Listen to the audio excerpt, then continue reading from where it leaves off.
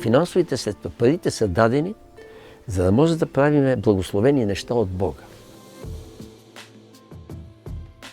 Нашата задача е да удохотворим материята, не да се отречем от нея, а да я удохотворим. Това е изключително.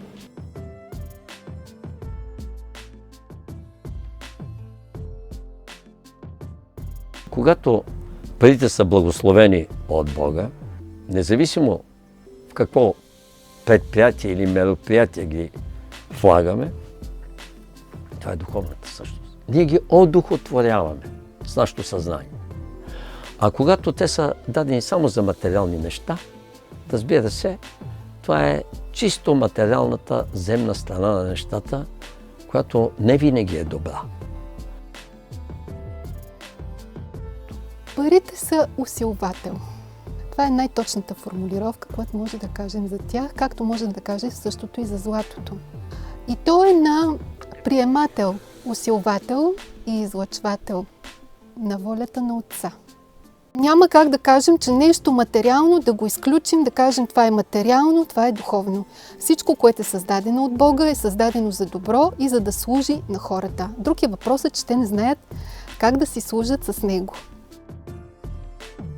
Изобилието идва тогава, когато човек е подготвен за него. Иначе никога няма да дойде при човека. Защо? Защото човека е едно затворено същество и едно затворено съзнание, което си седи в кутийката, може да се каже в черупката, така, в шушулката. А когато си отвориш съзнанието и започнеш да виждаш нещата по-ясно, тогава започват да идват и благата.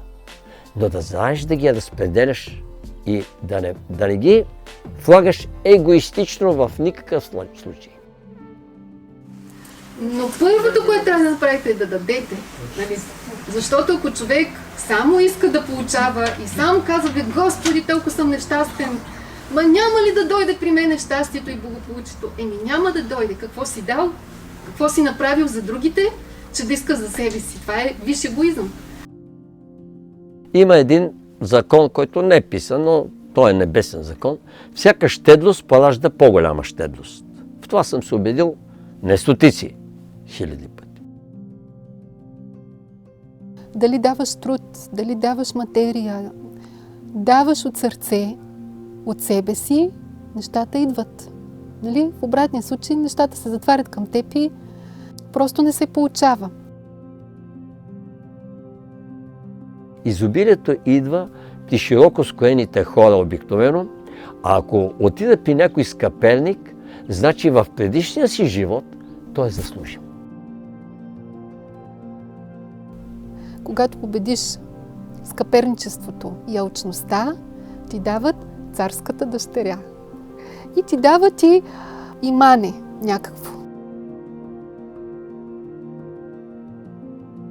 Ето, в момента сме между благословено и неблагословено. Тоест, между материалната страна на финансите, на парите, как ще ги вложим, и между духовната.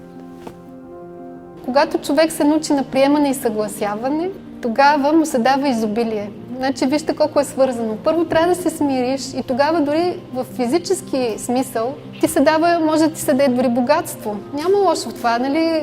Идеята, че духовният човек е беден човек, това не е истина. Където е изобилието, където е Бога, той е във всички посоки.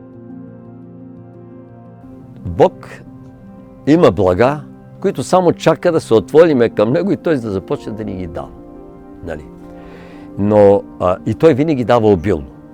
Значи е обилно, но не е разхитително.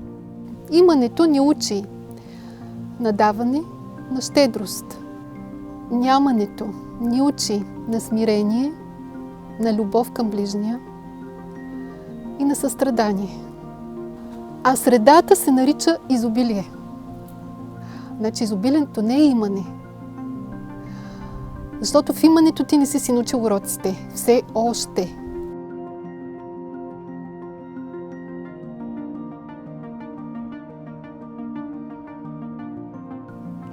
Парите обижат разумно щедрите хора.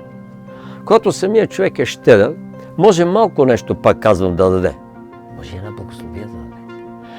Това е благо, което се връща като материализирано благо.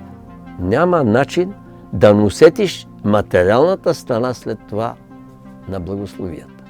Когато имаш изобилие, това не е само материално изобилие. Това е изобилие във всяко отношение.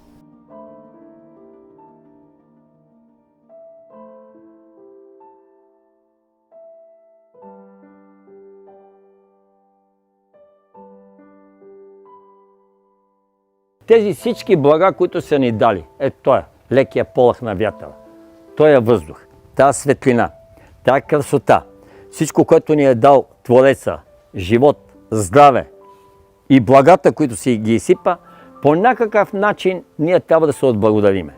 Ако се отблагодаряваме, благодарим и обичаме, тогава живота се нарежда добре.